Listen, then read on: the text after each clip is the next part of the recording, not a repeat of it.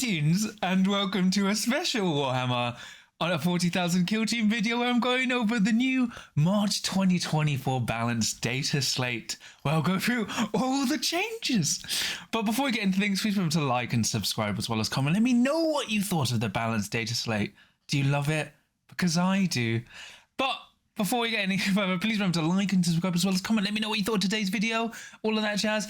And remember, I've got a Discord you can check out in the episode description below, an affiliate in Warhammer Games, and a Patreon if you want to give me some more support. But let's get on with the video. So yeah, the new Balance Dataslate is out. It's in the episode description below on Warhammer Community. Let's go through it. I was going to do another video. I was about to go up, but then Games Workshop was like, no, John, not yet. And I am so ready. So let's get into it. So as you can see on the Warhammer Community website, the Balance Dataslate has been updated. Nothing else has. No new FAQs. So let's go on to the Balance Dataslate. So this is the new Q1 2024 Balance Dataslate. It's really good. So we've got a new core rules change. So jump tests now automatically pass, so we don't have to roll. I understand why they've changed it, but I still would have liked some kind of cost, like on a 1 you take 2 mortal wounds. I'm happy it's an automatic pass, but this is still not ideal, but it's better than nothing. We also have more rule changes for Bheta-Decima. So the restricted line of sight is now changed to you are not visible instead of you are obscured. I wonder what genius came up with that, but that's actually a huge change. It immediately neuters stuff like Phobos and notably Pathfinders, who are quite problematic. So that's really good there. Tactical ploys that allow 1 or more operatives to be set up outside of your drop zone, e.g. Sneaky Git or Dimensional Translocation. Such operatives must be set up wholly within 4 inches, so 2 white, of your drop zone. So this also is quite enough to Wyrmblade as well, who can no longer deploy super far up. So good. Like I would have preferred no forward deploys at all, but this is actually a really good change because only being able to forward deploy up to 4 inches is really limiting. So you can't even go past your barricades. Like you'd have to put your barricades back for your forward deploy. So really good, a nice healthy change there. But after that, we got no more core rules changes. So we have some Kommando changes. So the Bomb Squig operative has been changed. This operative's APL characteristic cannot be positively modified. That's still old. For its Bomb Squig special rule, make a shooting attack against each other operative visible within its engagement range instead of white. That's a huge nerf there. So it now basically can't move up and blow. It has to charge and blow up. That's a huge change there. The chopper equipment, subtract 1 from the weapon's attack characteristic. Note that boys are ineffective. So instead of being 4 attacks, 4/5 hitting on 3s, you're now 3 attacks hitting on 4s, 3/5. I mean, 3 attacks hitting on 3s, 4/5. Huge change there. That actually really lowers the melee potential of the kill team, which is very good. Just a Scratch has been changed, excluding the Bomb Squig, who is just being completely smashed on. And when damage would be inflicted from a normal hit only. So effectively, Just a Scratch only works on commandos now, like the orcs themselves, and it doesn't work against crits. I still think that's still too good, and annoyingly, they've kept commandos at 11 activations, which isn't really healthy. Like the big problem was Just a Scratch and that they were 11 activations, but they've kept them at 11, and Just a Scratch, while it can't work on crits, you know, it's not going to be, it's Just a Scratch should have just been CP1+. I think Commandos are still in a good spot. The Bomb Squig is effectively useless now, but at this point you were just using the Bomb Squig as an extra activation. The bigger change is the nerf to choppers, because now all of their melee potential is basically dropped off for their gunners, because they would use the Dakar Boy or Rocket Boy are playing offensively with the chopper. So now they're more easier to deal with in close combat. But it's not really the changes I was happy to see, but maybe it'll be enough. And just remember, new changes will be asterisks instead of bullet points. Sometimes you just never think this day is going to happen. But Veteran Guardsmen have been changed. I'm so happy. Oh gosh. So the spotter, the operative spotter action, it treats an enemy operative as if it has an engage order unless the enemy operative is behind cover provided by heavy terrain. Oh, I've been asking for that for nearly 2 years. I think over 2 years. Oh God, I'm so happy but it gets better. Demolition Veteran. The operative's detonate special rule changed the distance required to white instead of blue, so 2 inches instead of 3, and an operative cannot be a valid target if heavy terrain is wholly intervening. It must be able to draw a cover line from the center of the mine token to any part of the intended target space without crossing heavy terrain.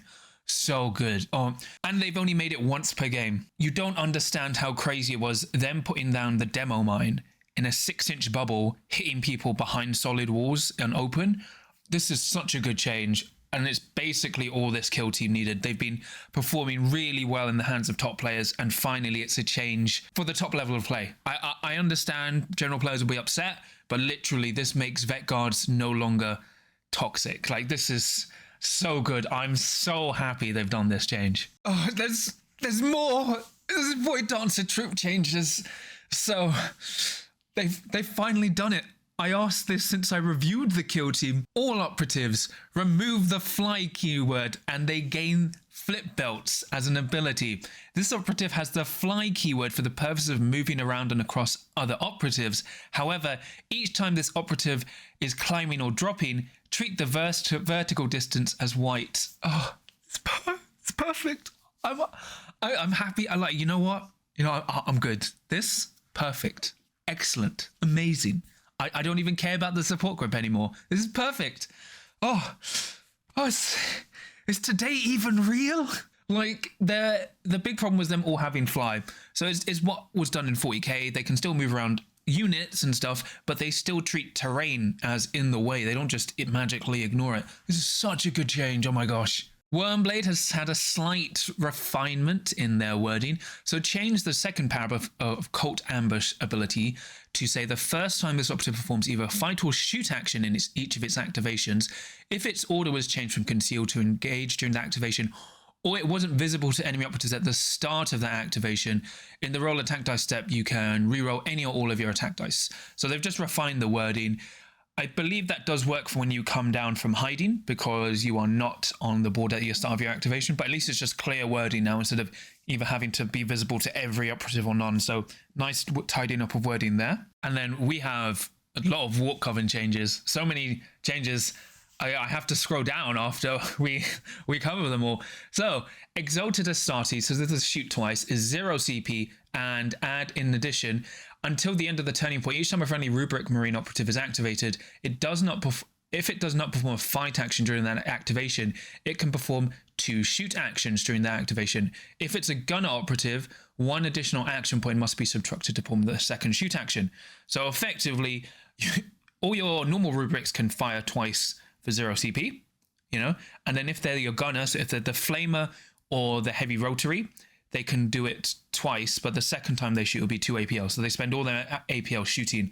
Amazing. Oh my gosh, like their heavy gunner was already amazing. And even on Into the Dark, while you won't get much use out of it with the double firing, the flamer, like just being able to double fire is really good, but this is mainly on the heavy gun. Rubric Marines gain the following ability. Each time, Sorcerer's Command, each time this operative activated, if it now isn't within 9 inches instead of 6 inches of a friendly sorcerer, subtract 1 from its APL characteristic. So you get a wider range of that free APL bonus, which is really good for pushing up and especially stacking with your new double shoot ploy, which is really good. Zangors all get +1 wounds, so they all go up to 9 wounds, which is actually a pretty fair compromise and a huge change. Because remember, like most 3 or 4 attacks, it's not too good against 3 damage attacks, but it's really good against 4 damage attacks that would normally kill you in 2 hits. So really big change there, and probably make Zangors just even more of an auto-include. Then Psychic Powers change all instances of the end of the turning point until the start of this operative's next activation, until it's incapacitated or this Psychic Power is selected again, whichever comes first. This is huge. Really good. Like, damn, they really want people to play Warp Coven. I might play Warp Coven because this change is huge. All your psychic power effects are just active, and it does come onto ephemeral instability, which has had a slight nerf. So when this is casted, you minus white from enemy operatives' charge and dash actions, but now this has been reduced by 1, so it just removes black, so 1 inch. So I think that's a fair trade-off, and it's a common change we'll see going forwards, which is really good.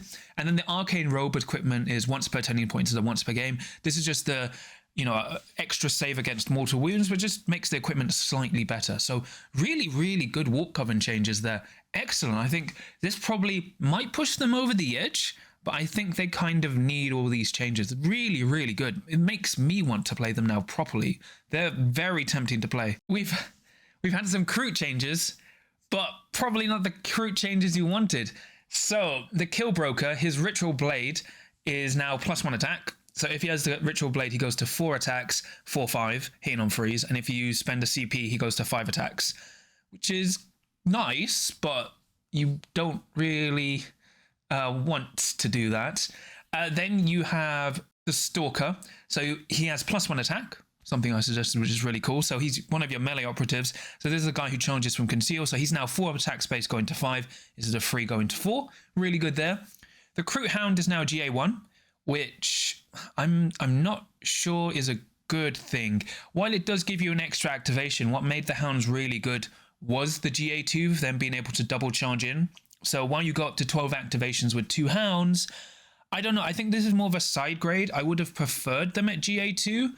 GA1 actually, it really limits how you use the Hounds, because you know you basically had them stage up together, 1 to get recover item and then 1 to charge. So you can't really do that. It's going to give you more activations, but I'm not sure about that. Then the Tracker's operative, the Track Operative's ability, he can now not perform his, you know, actions for giving +1 APL if he's charged or in engagement range instead of being within red. So the bird is a lot braver now. So that's good. I still don't think this is enough for Farstalker Kinband. I still think they're too weak. Like, you really don't want your leader being in melee unless, like, something's gone wrong or you're in a dominating position. The Stalker being better is really good.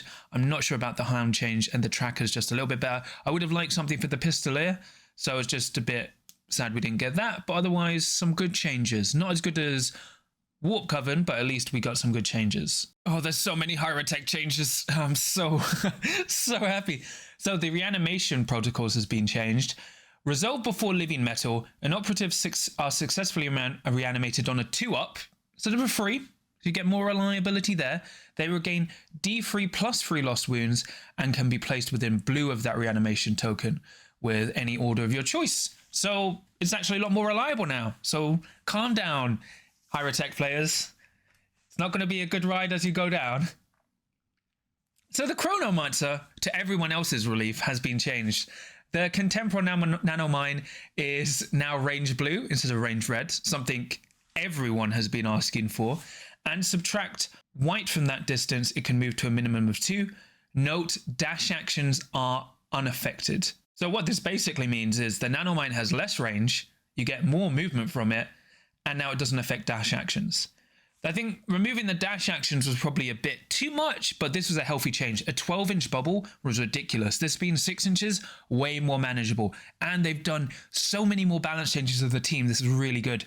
So the Technomancer, you delete the first paragraph, the second paragraph for his rights of reanimation. In other words, it no longer requires him to perform an action, but subtract 1 from the Technomancer operative's APL if you use that ability. So if you bring the Technomancer and someone does die, you can -1 APL from it as a modifier to reanimate the operative within red. So a lot better for taking the Technomancer, although I would have liked the reanimation buff tied to him, so you have more reason to take the Technomancer, but it's a nice buff for that instead of using it as an action. And then the Psychomancer, its operative's conjure trauma action. In addition, roll 1d6. If the result is higher than the enemy operative's APL, subtract 1 from that operative's APL. So not only does it make them injured, even if they would ignore being injured, if they don't have ways to ignore APL, they're -1 APL as well. So he's super slow someone down. Really good there. And the Apprentech has been buffed to 3 APL, which, considering all the changes this kill team has had, look, your Nanomine's been neutered, right? But your Nanomine was way too strong, but now you reanimate on a 2-up, your Technomancer's better, your Psychomancer's better, and your Apprentech is now just a lot better in general, so you've got +1 APL. I think that's a lot of a fairer change and an amazing move from Games Workshop that we're now having not just nerfs, buffs because of the nerfs, because they knew the Chronomancer was a problem. So really happy to see this. We've also had some Hearthkyn changes. So the Dozer's Nux Smash, add the following sentence.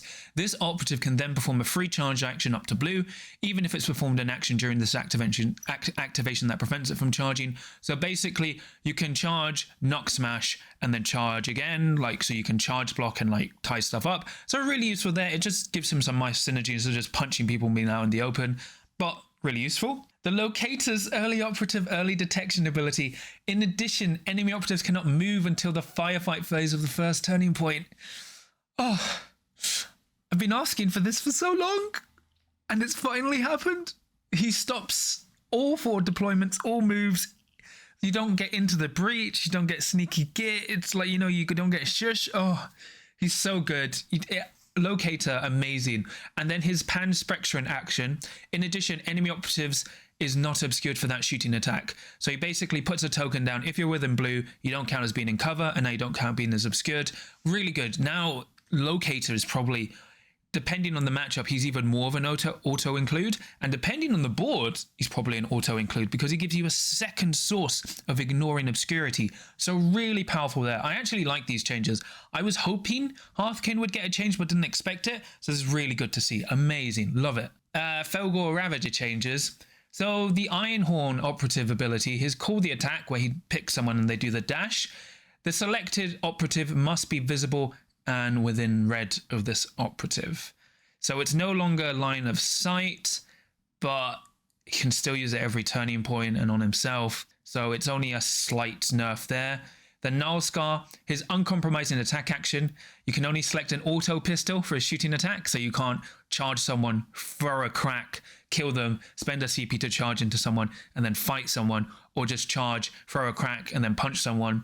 So a good change there, but this could have been an errata, but I'm okay with that. Warpaint is 2 equipment points. Everyone, well, we needed that, so that was good. And then the Death Knell operative, its Wargong ability, no effect when the Death Knell has a frenzy token. So if he's frenzied, his gong doesn't work. This is really bad. They just tickled the kill team down when the kill team is a huge problem. So, you know, Warpaint being less common is good, but it's really weird they hit other teams harder considering this kill team has had effectively a 65% win rate overall and has been dominating events. I don't think it's enough to really bring Fellgor down, and considering the other changes we've had, probably bumps them up even more. So kind of confused they didn't go too hard on Fellgor. It's not like they weren't doing well, so it's a very interesting choice by Games Workshop here. Oh, and then we've got some Chaos Cult changes. So Winged, now longer, you don't ignore all movement modifiers, so you're still effectively kind of be affected by like being injured and stuff. And, well, not even just injured, but you know, you now no longer ignore movement modifiers, but you still traverse and drop for free, basically. Well, traverse for less than 1 white. And then you select 1 less devotee, which basically effectively puts this kill team down in activation, which is really good. I personally would have preferred -2 operatives, but -1 works because it does the same thing. So really good change there. You know, this kill team has too many operatives, and I'm unsure why they changed Winged, but I assume it's to try and slow them down. But that's good. Another good change. Happy with that. Amazing. Great. I love it. So, in summary, it's like, oh gosh, a kill team is 2.5 years old, and a lot of these changes I've been asking for, like effectively for 2 years, and they've all happened. It's so good to see. So it's like, basically, this is a huge change. The jump tests auto passed. Yeah, you can't. The ocean now blocks visibility instead of line of sight. You can only forward deploy up to 4 inches on Bheta-Decima. Vet Guard, the spotter doesn't work if you're behind heavy. Your Demo Miner only has a reach of a bubble of 2 inches for his bomb and can't target people through heavy cover, which is amazing. Then Void Dancer Troupe effectively no longer fly. They just treat every time they traverse or drop as 1 white from their movement, which is really good. They still fly around enemy operatives, but that's an amazing change. Wyrmblade, their Cult Ambush has been clarified, so it's more precise in its wording. Warp Coven has had huge changes where they're more shooty. Their psychic powers now last until they next activate. Zangors have +1 wound. Their psychos are just better in general, and you know they have had their ephemeral instability reduced from -2 inches to -1 for movement and for charging and dashing. So it's a good change there. Troupe have had some minor buffs to making their melee output a little better, and also going to 12 activations with Troupe Hounds, who are now no longer GA2 on your comms, a little bit better. And then Hierotek Circle have had huge changes. Reanimations only works on a 2-up now. Your Nano Mine is only a 6-inch bubble instead of a 12-inch bubble. And it doesn't work on dash actions, and it just reduces movement by 2 white or by 1 white. Your Technomancer now basically works like your Reanimator, but it costs him an APL. Your Psychomancer can potentially lower someone's APL. And your Prentech is free APL, which is really good there. The Hearthkyn Dozer now can follow up charge for free if he punches someone, and the Locator stops all kinds of movement until the start of the first activation and grants Ignoring Obscuring for the kill team, which is huge.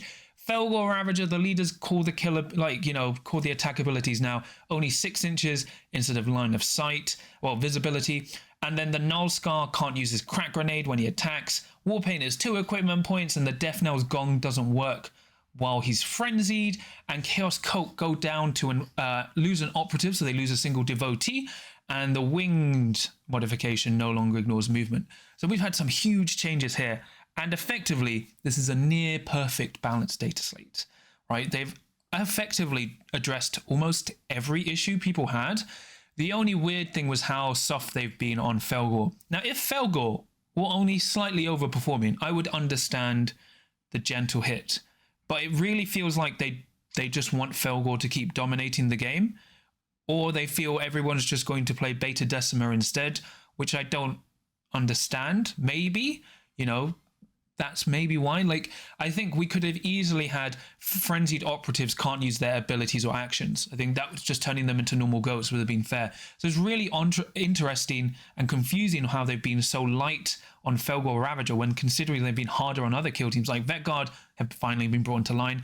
Commandos, I forgot to mention Commandos, like the Bomb Squid can only blow up if he charges people because he can only blow up an engagement range. Choppers are -1 attack as equipment points. And just a scratch only works against normal damage, not crits, which I personally would have preferred to have been +1 CP every time you use it. So it's really good changes there. I think we're in a really interesting spot in the game.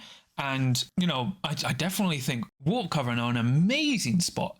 And while they've made rubrics quite efficient, I think making Zangor's 9 wounds is a huge change as well. Might see some more Warp Coven in the future, but otherwise, it's a really good change. I was getting really bored of the current meta, and while it's finally good that we've seen Commandos effectively, they should be just okay now. The big problem is there's still 11 activations, but the Bomb Squig, even though they've made the Bomb Squig more useless, Commando players that were good now are just using the Bomb Squig as an extra activation. They're like hiding the Bomb Squig somewhere and just passing to give them 11 activations. So it's really annoying they didn't remove that instead of just making the Bomb Squig trash.